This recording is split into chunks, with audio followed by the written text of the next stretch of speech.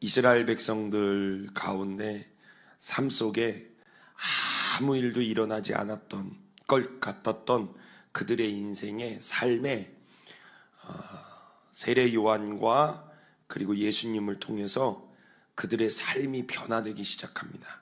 잔잔하고 고요했던 그 삶이 역동적으로 변화되기 시작합니다. 예수님께서 오셔서 다 뒤집어 놓으셨습니다. 예루살렘 성전을 보시면 아시다시피 예수님께서 사역을 마치시고 예루살렘으로 들어가시고 성전으로 입성하시기 직전에 그 성전 미문 앞에 있는 그 비둘기 파는 것과 돈 바꾸는 모든 것들을 다 엎어 모든 걸 다 엎어. 그리고 예수님께서 소리치시면서 말씀하셨어요. 만민이 여기는 기도하는 집이다. 너희가 강도의 소굴을 만들었도다. 그 성전에 대한 하나님의 영광, 그 성전에 대한 하나님의 거룩한 뜻, 그 놀라운 축복, 그것들을 잃어버리게 만들었던 요소들을 다 끄집어내셨어요. 반대로 말하면, 반대로가 아니라 우리에게 말하면 우리 안에도 마찬가지로 찾아오셔서 우리 안에 이러한 요소들, 하나님으로부터 연결되지 못하게 방해했던 요소들을 예수님이 다 뒤집어 놓으셨어요. 그들의 삶에 한 번도 하나님이 일하신다라고 느껴지지 못했던 순간순간에 그때 예수님께서 들어가셔서 역사하셔서 하나님 살아계시고 하나님 일하고 계시구나라는 것들을 깨닫게 하셨어요. 38년 된 병자가 일어납니다. 그 모습을 보고 사람들이 와 놀라지 않습니다. 어떻게 이런 일이 일어나지? 라고 하며 의아해합니다. 그때 예수님께서 그들의 마음을 아시고 요한복음 5장 17절에 아버지께서 이제까지 일하시니 나도 일한다 라고 말씀하셨어요. 하나님은 한 번도 일을 안 해보신 적이 없어요. 우리 가운데 늘 거하시고 역사하여 주시는데 우리가 그것들을 느끼거나 알지 못하는 것뿐이에요. 그 이유는 예배소서 4장 17절 이하의 말씀에 보니까 이렇게 쓰여 있어요. 함께 읽어보시죠. 시작. 그러므로 내가 이것을 말하며 주 안에서 증언하노니 이제부터 너희는 이방인이 그 마음에 허망한 것으로 행함같이 행하지 말라. 그들의 아니 허망한 것을 행하고자 작정하고 했겠습니까? 살다가 보니까 그게 허망한 줄도 모르고 좋은 건 줄만 알고 잘못 선택한 그들의 결과가 그 결과에 대한 평가가 허망한 것이지. 바울은 로마교회 성도들에게 로마서 10장 2절에 열심은 있다 그래요. 누구에 대한요? 하나님에 대한 열심은 있는데 올바른 지식을 따르는 것이 아니라 그래요. 내가 하고 있는 것이 내가 지금 열심을 다해서 하고 있는 이 일이 나는 허망한 것이라고 생각 안 하고 했던 일인 거예요. 요나도 선지자 역할을 감당하며 하나님의 명령을 들었어요. 어디로 가라 그랬죠? 니느웨로 가라 그랬어요. 하나님은 근데 다시스로 갔어요. 여러분 어때요? 열심을 다하잖아요. 요나 열심을 다하지 않으면 다시스로 가지도 않겠죠. 어떻게 하겠어요? 좀 더 자자, 좀 더 누워있자, 좀 더 쉬자, 그렇지 않겠습니까? 사람들은 다 각기마다 자기의 착각 속에 허망한 건 줄도 모르고 잘못된 건 줄도 모르고 자기가 옳은 줄만 알고 누구도 자기의 삶에 대하여 이렇게 저렇게 말해주는 사람이 없기 때문에 심지어 부모조차도 자기의 인생 하나 건사하기 어려운 시대를 살아가며 자녀들에게 이렇게 저렇게 이야기해 줄 수가 있는 게 아무것도 없는 거예요. 그러니까 우리는 기도의 줄을 놓치지 말아야 돼요. 결론부터 말씀드리면 기도를 통해 내 방향을 설정하는 거예요. 기도를 통해서 막연하게 가는 게 아니죠. 늘 옳은 길로 가야 돼요. 요한복음 14장 6절에 보면 이 이스라엘 제자들이 예수님께 두려움을 표해요. 걱정을 표해요. 예수님이 요한복음 14장 1절에 뭐라고 하냐면 너희는 마음에 근심하지 말라. 하나님을 믿으니 또 나를 믿으라. 내 아버지 집에 거할 곳이 많도다라고 했어요. 아멘이요? 제자들은 그 아버지 집이 어떤 곳인지 몰라요. 어떤 거할 곳인지 몰라요. 가본 사람이 없어요. 그러니까 이 예수님의 말씀이 허망한 거예요. 걷잡을 수 없는 거예요. 가늠을 못하는 거예요. 생각해 보세요. 가늠이 안 되죠. 그곳이 어떤 곳인지 어떻게 알겠어요? 지금 당장에 자기들은 거치할 곳이 없는데 주님은 우리에게 위하는 평안을 주신다 치고 뭐라고요? 내 아버지 집에 거할 곳이 많으니 걱정하지 말라 그래요. 걱정이 안 되겠냐고요.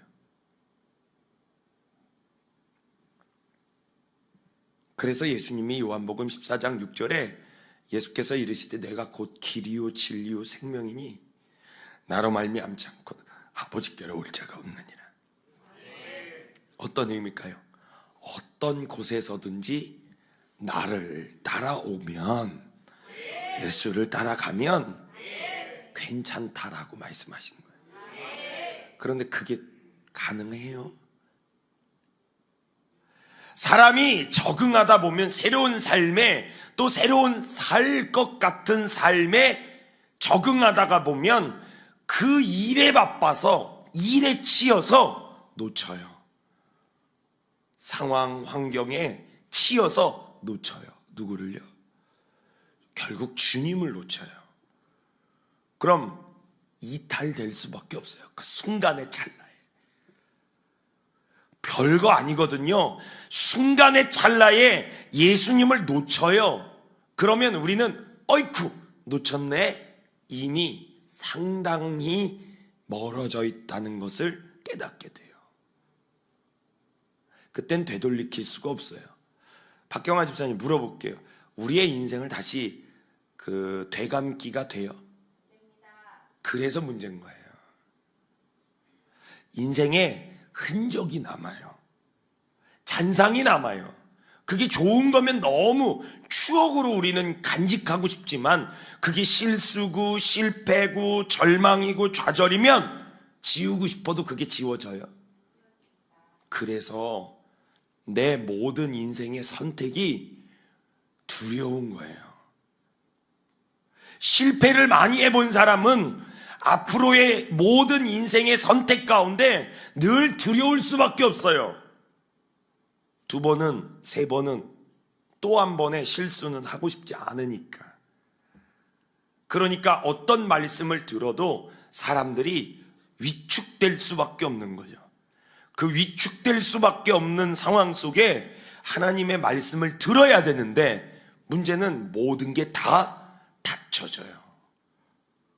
그러다 보면 나의 역량을 발휘를 할 수가 없어요. 결국엔 악순환이 계속 반복된다는 거죠. 뭔가 특별한 하나님의 극적인 은혜가 없이는 절대로 그 악순환의 고리에서 스스로들이 나올 수가 없다는 얘기인 거예요. 사랑하는 성도 여러분, 그렇게 되지 않기 위해 우리의 촉각을 다투며 하나님의 뜻에 반응할 수 있어야 돼요. 피곤하고 힘들고 어려운 내 마음은 뒤로 해야 돼요. 내 육신에, 감정에, 내 영적으로 무너져 있던 모든 것들은 뒤로 하고 먼저 선행돼야 될 일들이 있어요. 기분 좋을 때, 내가 은혜 충만할 때 내가 깨어있지 않으면, 그때 내가 정신을 차리고 있지 않으면 진짜로 오늘 우리가 옳은 길로 갈 수가 없어요. 자, 봅시다. 마태복음 14장 말씀에 보면 바다 건너편으로 제자들이 건너가요. 근데 그때 무슨 일이 있었냐면 이전에 오병이어의 기적이 일어났었어요. 5,000명을 먹이고도 12광주리가 남았어요. 그 12광주리의 몫은 다 누구 거겠어요? 제자들 거죠. 그런데 이 제자들이 너무 좋은 거예요. 자, 근데 예수님은 빈손으로 다시 어디로 가셨죠? 기도하시러 먼저 가셨어요. 그럼 제자들은 나중에 출발해서 그 배를 타고 갔단 말이죠. 밤 사경 새벽에 아주 고요한 정막이 흐르는 그때 그들에게 문제가 닥쳐요. 괜찮다라고 할 때 문제가 닥쳐요. 여기 성경에 보니까 바람이 거스름으로 물결로 말미암아 뭘 당하더라? 고난을 당할 줄 알았더라면, 바람이 거스를 줄 알았더라면 이들은 이 배를 탔을까요, 안 탔을까요? 배 안 탔죠. 누가 배 타겠습니까? 사람 일은 그래서 모르는 거예요. 인생은 모르는 거예요. 여기에서 떠나면 난 이제 괜찮겠지, 보장되겠지. 자, 지금 이 장면 속에서 우리가 발견해야 되는 게 뭘까요? 지금 이 성경의 속에서 우리가 깨달아야 되는 부분이 뭘까요?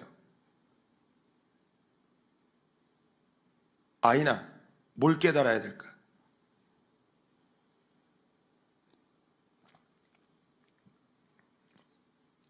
이 장면 속에서 우리가 뭘 깨달아야 될까요? 어디로 가느냐가 중요한 게 아니라, 어떤 감정으로 내가 가는 게 중요한 게 아니라 누구와 함께 가느냐가 중요한 거예요. 누구와 함께. 제자들은 어제까지만 해도, 방금 전까지만 해도, 전이죠. 과거형이 돼버렸어요. 순식간에 현재는 뭐가 되죠? 과거가 됐단 말이죠. 방금까지만 해도 예수님과 함께 있었어요. 그런데 예수님이 먼저 가셨어요. 그들의 진영엔, 그들의 마음엔 예수가 있어요, 없어요? 없습니다. 착각은 뭐죠? 내 안에 있다고 착각하는 거예요. 그러니까 마음이 평안한 거죠. 있다고 착각하니까. 있다고 믿은 것도 아니라 계시다라고 여겼던 거예요. 여긴 거랑 믿는 거랑 다른 거거든요. 그게 착각이에요. 굉장히 중요한 겁니다. 예수님이 빠진 인생에 물결이 거스름으로 심각한 위기가 찾아옵니다. 우리의 인생도 마찬가지. 내가 어디를 가느냐, 내가 어디에 있느냐가 중요한 게 아니에요.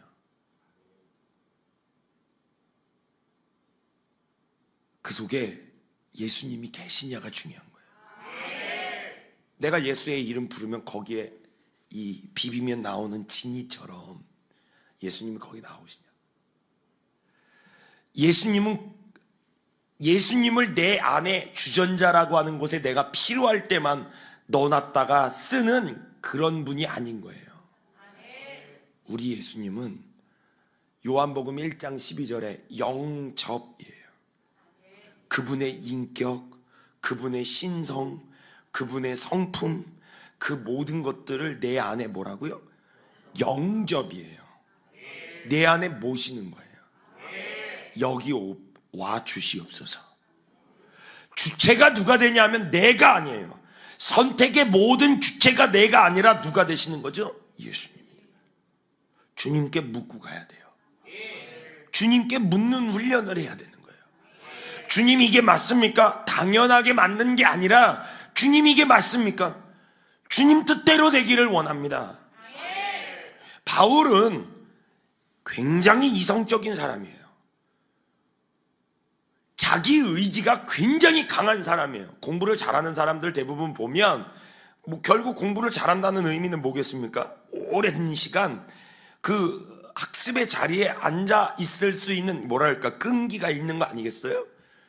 자기 의지가 강한 사람들이 공부를 굉장히 잘합니다. 목표 지향적인 사람들이 공부를 굉장히 잘합니다.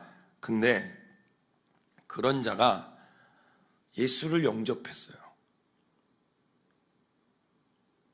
자기의 모든 결정권을 예수님께 맡겨요. 미안합니다. 이런 표현 써서 미친 거 아닙니까? 나의 모든 인생의 결정권을 예수님께 맡겨요. 한 예로 보면 사도행전 20장에 보면 예배소 교회가 가장 부흥했고 가장 절정기에 이르렀을 때 사도 바울이 성령의 감동에 이스라엘 그 예배소 교회 장로들을 모읍니다.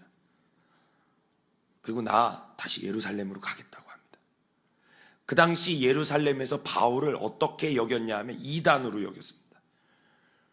그리고 가면 소요가 일어나고 바울은 목숨의 생명의 위협을 받습니다.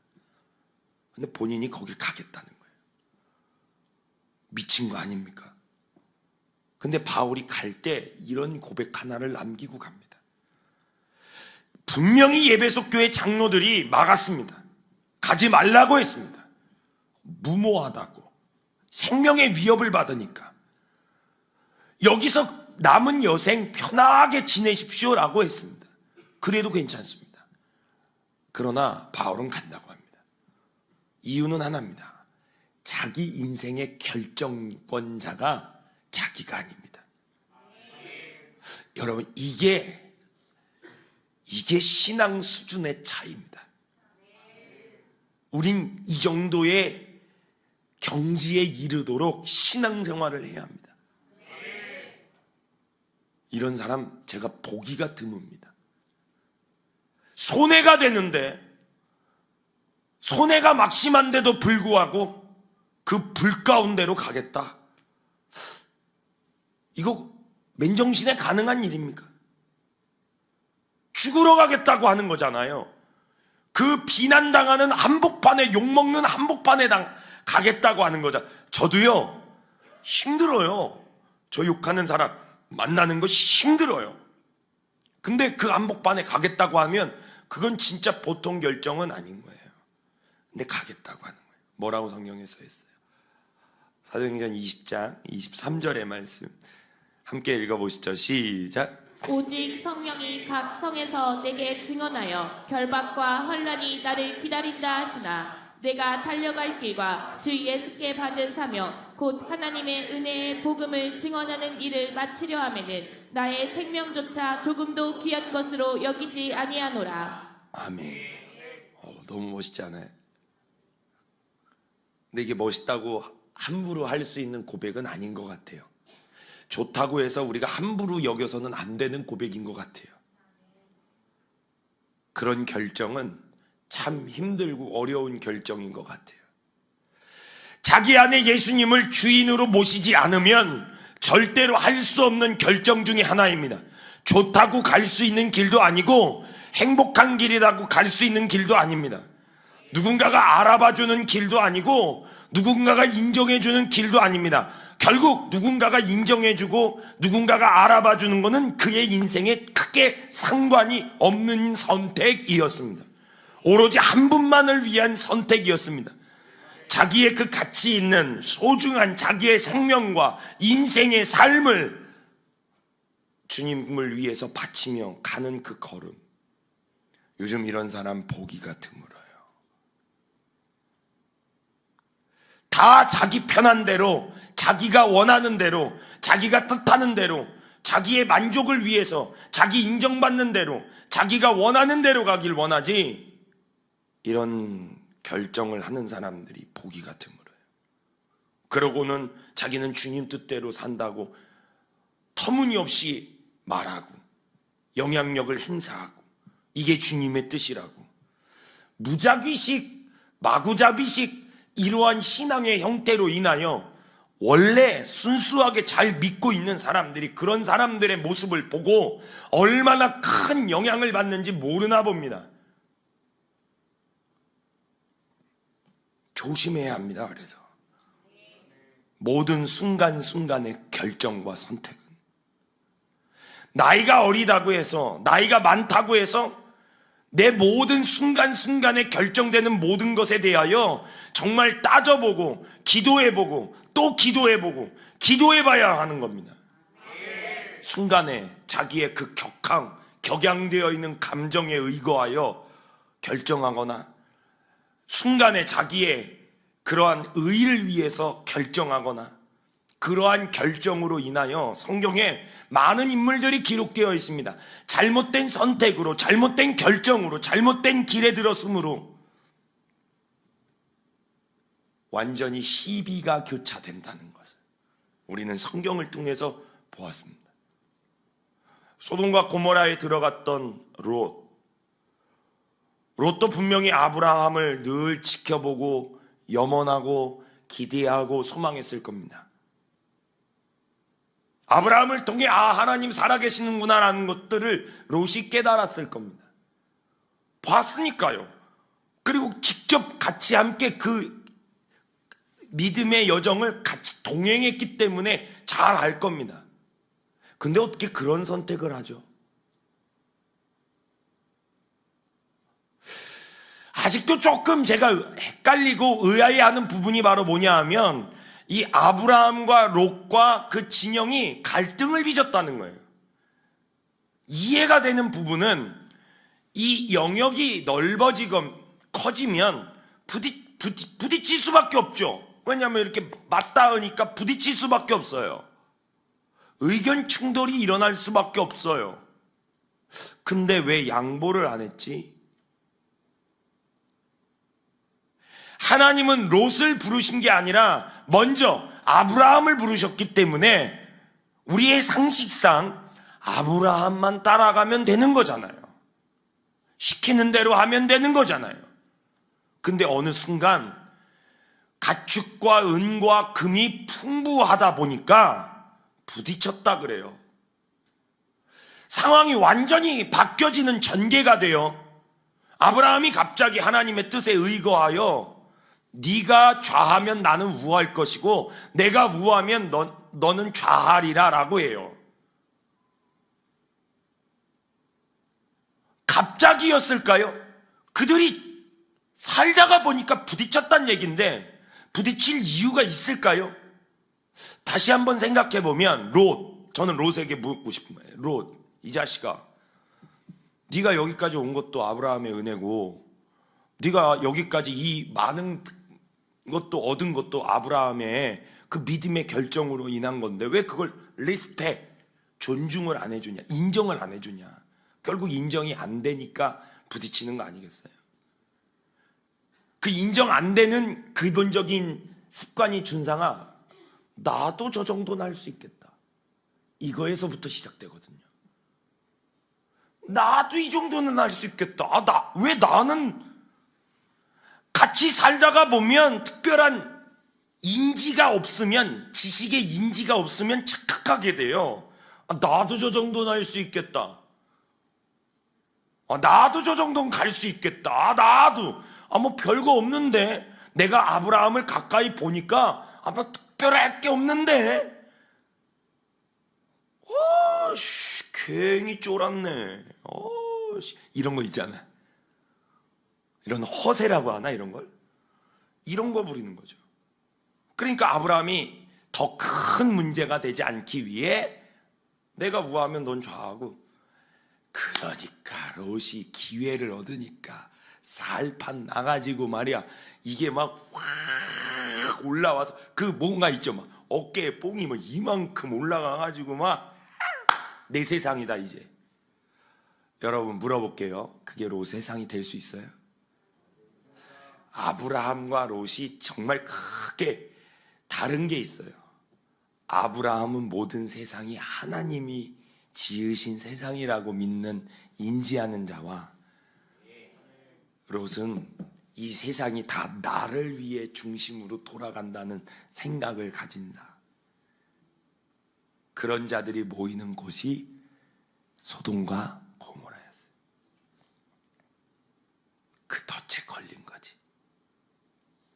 화려하고 보암직도 하고 먹음직도스러운 그 땅이 롯만이 원했던 땅이 아니라, 그 롯만이 꿈꿨던 유토피아가 아니라, 그 지역에 있는 모든 사람들이 다 꿈꾸고 소망했던 유토피아가 소돔과 고모라였던 거예요.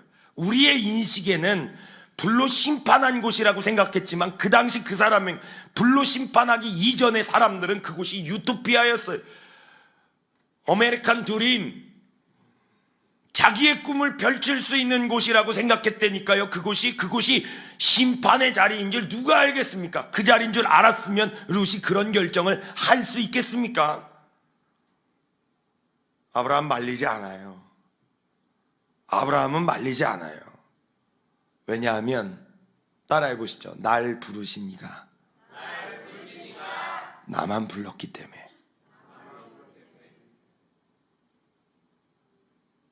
데라를 부른 것도 아니고 롯을 부른 것도 아니라 누구를 부르셨죠? 하나님은 아브라함 한 사람을 불렀어요. 그걸 잊지 말아야 돼요. 우리는 깨달아야 돼요. 그래서 박경아를 부른 거예요. 그럼 박경아는 기도해야 돼요. 하나님, 우리 초인이도 불러주세요. 날 불렀다고 초인이도 같이 부른 게 아니에요. 그러면 초인이는 따루인가요? 따루가 아니기를 바라며 하나님 앞에 기도해야죠. 선택은 하나님이 하시는 거예요. 따라해 봅시다. 선택은 하나님이 하신다. 자, 물어볼게요. 이상욱 권사님, 롯의 선택은 잘한 걸까요? 잘못한 걸까요? 정황상 잘한 걸까요? 잘못된 걸까요? 그럼 롯의 선택을 통해서 롯은 아브라함 틈에서 나가면 어떤 마음이었을까요? 막연하게 기분만 좋은 마음은 아니었을 것 같아요. 서장희 권사님, 롯은 거기에서 어떤 꿈을 꿨을까요? 소돔과 고모라에 들어가서 봐봐요. 아브라함보다도 내가 더 잘 살 거야, 잘해볼 거야, 그렇게 생각하지 않을까요?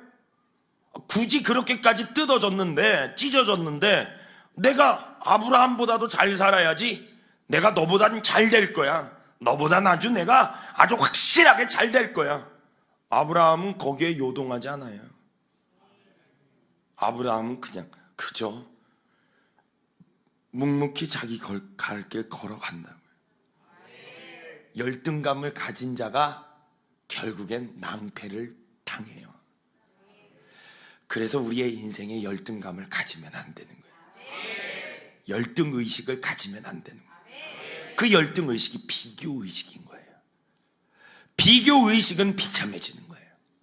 내가 저 사람이랑 다를 게 없는데, 나는 저 사람보다 내가 노력하면 더 잘할 수 있을 것 같은데, 내가 저 사람보다 가까이 있을 때 내가 못날 게 뭐가, 이런 마음은, 이런 생각은 나를 더 구덩이 속으로 처박아 두는, 고립되게 만드는 잘못된 착각 중에 착각이라고. 보십시오. 자존심 상할 일이 롯에게 찾아옵니다. 소돔과 고모라에 소요가 일어납니다. 자기가 그동안 그나마 모아두었던 걸 다 뺏깁니다. 그 소식이 아브라함에게 들어갑니다. 아브라함은 의연하게 당연하다듯이 314명의 자기가 거느리고 있는 식솔들을 데리고 그 롯에 빼앗긴 것들을 다 되찾아주고, 그리고 싸워주고 그곳에서 건져줍니다. 여러분, 롯이 성경에 고마워했다, 감사했다라고 성경에 기록되어 있어요? 없습니다. 이 사람 없습니다. 그럼 어떤 마음인 줄 아세요? 한번 제가 롯이라고 생각해 볼게요. 여러분 한번 생각해 보세요. 누가 도와달라 그랬어? 진짜 누가 도와달라 그랬냐고? 창피하게 이게 뭐 하는 거야? 어디서 많이 보지 않았어요? 도와줘도 되게 웃기죠. 그러게 아브라함 뭐라고 했을까요? 진짜 저희 같은 사람이, 그러게 누가 너 거기 가래? 누가 도와달라 그랬냐고? 그냥 말 한마디 하면 되잖아. 고맙다고.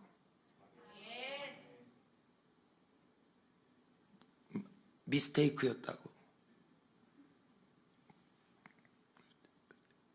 미안해요. 그리고 구구나 가만히 아브라함 따라갈게요. 그럼 되잖아. 주제 파악이 됐으면. 그게 롯의 마지막 기회였어요. 자생하며 살 수 있는 마지막 기회를 롯은 놓친 거예요. 생명을 건졌다고 롯이 괜찮은 인생은 아닌 거예요.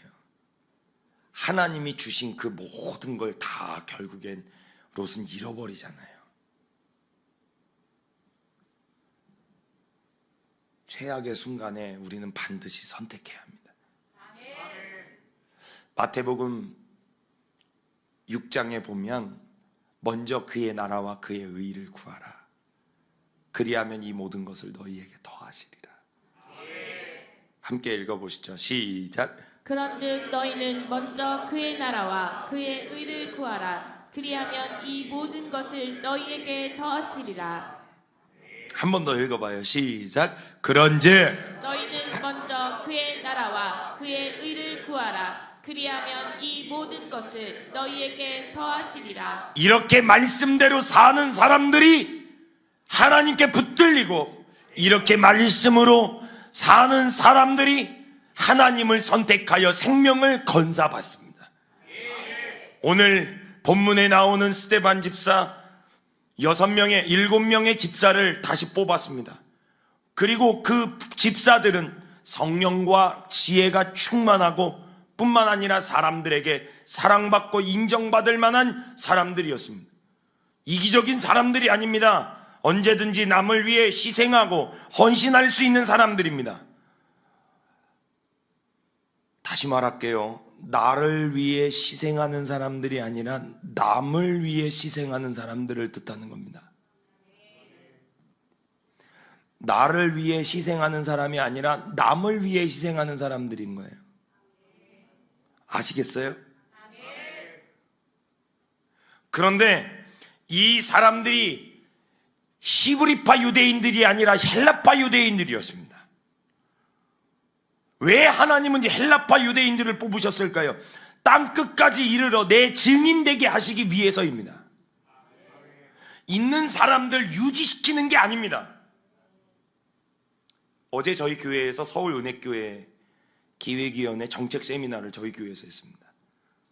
본의 아니게 방송실에서 제가 잠깐 업무 볼 일이 있어서 전도사랑 잠깐 살짝 얘기하다가 그 정책 세미나 중에 교육부 담당하시는 목사님이 보고하는데 어느 장로님이 손을 팍 드는 거예요. 그리고 그 대화를 하시는 장면을 그냥 지나가다가 얼핏 들었어요. 장로님이 뭐라고 말씀하시냐 하면 굉장히 격양된 어조로 그 보고하시는 목사님에게, 교육부 담당 목사님에게 그렇게 얘기하시더라고요. 목사님, 지난해보다 올해가 인원이 줄었는데 지금 여러 가지 계획들을 나열해 놓으셨는데 있는 애들 데리고 새로운 일을 하시겠다는 겁니까? 아니면 부흥을 시키겠다고 하시는 겁니까? 라고 딱 말을 했을 때 갑자기 제 머릿속이 번뜩했어요. 있는 사람들 데려다 놓고 하는 게 아니라 부흥을 시킬 거냐 이거예요. 전도할 거냐 이거예요. 있는 사람 관리하려고, 이렇게 들렸어요. 있는 사람 관리하려고 당신 뽑은 거 아니에요. 있는 사람 관리는 당연한 거고 하나 더해서 전도해서 부흥시켜라 이거잖아요. 그럴 때 재정도 올려주고 예산도 올려주고 모든 것 통과시키는 일에 나도 동의하겠다라는 걸 얘기하는 거예요. 그런데 자꾸 다른 얘기를 하시더라고요. A로 물어봤는데 자꾸 B로 답변하는 거예요. 그러니까 이게 잘 안 맞아요. 어느 교회나 다 그렇구나. 있는 것도 제대로 관리가 안 되는 거구나. 정신을 차려야 되는 거죠. 초대교회만으로는 안 되는 거예요. 그것에 하나님 만족하시는 게 아닌 거예요. 땅끝까지 이르러 내 증인이 되라고 하시는 거예요. 유대인을 넘어서 헬라인에게까지, 헬라인에서 이방 사람들까지. 이게 하나님의 빅피처였어요. 빅피처. 그래서 헬라파 유대인들을 싹 다 뽑아버렸어요. 초대교회를 위해서 필요하다고 이 12사도들이 뽑아달라고 하나님께 청을 했는데, 하나님은 이 시브리 사람들을 위한 사람들이 아니라 저 헬레이즘 문화, 이방 사람들의 문화를 어느 정도 받아들이고 이해할 수 있는 사람들로 뽑아놨다고요. 목적이 뭐겠습니까? 하나님은 더 나아가 세계 열방으로 이 복음이 땅끝까지 이르기를 원하셨던 거예요. 그에 부합한 자들이 바로 스데반, 빌립, 이들이 어디 가서 자기들의 실력을 발휘하느냐? 스데반은 재판관 앞에서 실력을 발휘합니다. 어쩌면 그 스데반은 집사가 직임을 받지 얼마 되지 않아 재판대에 올라갑니다. 자기가 죽을 줄 알았겠습니까? 몰랐죠. 서스데반 씨, 스데반의 선택은 틀렸을까요? 옳았을까요? 확실하십니까? 다시 내가 인생을 되돌릴 수 있다면, 스데반이 되돌릴 수 있다면 똑같은 선택을 할 수 있을까요? 권사님은 똑같은 선택을 하시겠습니까? 그게 너무 아픈 일인데, 그 찰나의 순간에 고통당할 일인데 진짜 하시겠습니까? 정신이 번쩍 드십니까? 꽃기호 한번 울어주세요.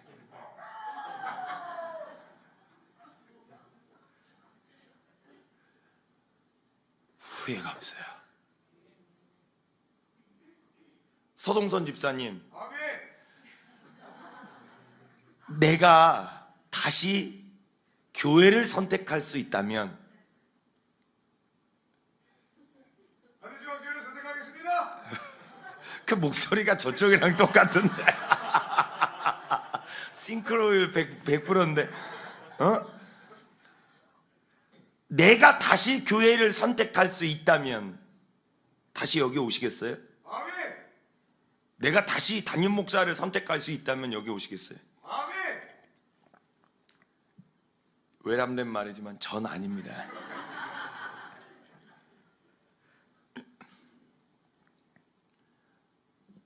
이렇게 선택할 수 있을까요? 재판대에 올라간다는 거, 자기가 어떤 분위기고 어떤 과정인지 압니다. 내가 이번 일로 인하여 내가 어떤 일을 당할 건지 본인도 어느 정도는 압니다. 자기가 무슨 말을 했을 때 저 재판관이 화가 나고 내가 무슨 말을 했을 때 재판관이 웃고 있는지 다 압니다. 사람은 누구나 본능이 있기 때문에 본능적으로 다 압니다. 살아온 세월이 있기 때문에. 그런데 스데반의 선택은 그 최악의 순간에 예수를 선택합니다. 최악의 순간에 충동이 일어나 초대교회가 위협을 당할 수도 있고 사람들의 소요가 일어나며 초대교회가 큰 어려움을 당할 수 있습니다. 실제로 이 일로 인하여 초대교회는 큰 어려움을 당했습니다. 문 닫게 됐고, 그리고 이 모든 사람들이 뿔뿔이 흩어지겠는 사건이 일어났습니다. 고난이 닥칩니다. 역경이 닥칩니다. 큰 화가 닥칩니다. 이 일로 인하여. 이 일이 일어나지 않았더라면 어쩌면 이 사도행전의 6장에서 끝났을 겁니다. 해피엔딩으로. 길어야 10장 해피엔딩으로 28장까지, 아니 오늘날에도 사도행전이 쓰여지고 있는 것처럼 이 하나님의 행전이 누군가의 선택으로 인하여, 그 최악의 찰나의 순간의 선택으로 인하여 계속 이어지고 있다는 겁니다. 모진 박해와 고통과 협박, 핍박에도 기독교는 이 무구한 역사 속에 살아남았습니다. 그 이유는 그분들이 자기의 생명을 걸면서까지 굳건하게 지켰던 바로 신앙, 예수에 대한 신앙, 예수를 믿는 믿음에 대한 신앙을 지켰기 때문에 그렇습니다. 어떻습니까? 여러분들은 어떤 선택을 하시겠습니까? 서로 윈윈하고 나의 유익을 위한 선택을 하시겠습니까? 내가 해가 돼도 하나님을 유익하게 하는 선택을 하시겠습니까? 최악의 찰나의 순간에 여러분들은 어떤 것을 선택하시겠습니까? 무식한 사람도 아닙니다. 유능한 사람입니다. 똑똑한 이스테반도 역시 마찬가지로 인물 중에 인물이었습니다. 진짜 대단한 사람입니다. 그런데 명이 너무 짧아서 안타깝다는 학자들의 견해도 있습니다. 그럼에도 불구하고 이스테반의 선택이 잘못됐다고 하는 학자들은 한 명도 없습니다. 이 선택으로 인하여 오늘날 우리에게까지 예수의 복음이 전달된 건 아닐까요? 저 한국 서울의 양화진에 가면 이름도 없이 복음을 전하다가, 이 조선 땅에서 복음 전하다가 이름도 없이 그 젊은 나이에 21살, 20살, 23살 저 영국 선교사들, 미국 선교사들이 그냥 하염없이 죽은 자들의 무덤들이 있습니다. 그들은 본국에 가서 묻히지도 않았습니다. 그들은 이 조선 땅, 한국 땅에 묻혔습니다. 자기 고향 땅도 아닌데, 어머니 품도 아니고 자기 식구들의 품도 아닌데 이 고향 땅에 와서 죽었습니다. 그들의 선택 때문에, 최악의 순간의 선택 때문에 우리나라에도 이 하나님의 말씀이 들어왔고, 이 말씀을 우리 근 거리에서 자유롭게 말씀을 볼 수 있게 되었습니다. 일제강점기 때 주기철 목사님의 신사참배 반대 운동을 통해서 그나마 우리 한국 땅에 하나님께서 역사하여 주셨고, 6.25 전쟁 통해도 우리 어머니들이 그 폭탄, 총탄, 비바람 모든 걸 맞아가면서도 교회를 지키시고 신앙을 지키시고 기도해 주셨던 최악의 순간의 찰나에도 신앙을 지켜주신 것 때문에 우리가 오늘 이 시간 하나님께 예배드릴 수 있는 겁니다. 우리의 선택, 누군가는 지금 이 순간이 최악이라고 말합니다. 이 최악의 여러분들의 선택은 무엇을 선택하시겠습니까? 여러분들은 여러분 편하자고 살자고 하는 선택을 하시겠습니까? 아니면 예수를 선택하시겠습니까? 오직 예수를 선택하는 은혜가 여러분들에게 충만하게 있기를 간절히 축복합니다.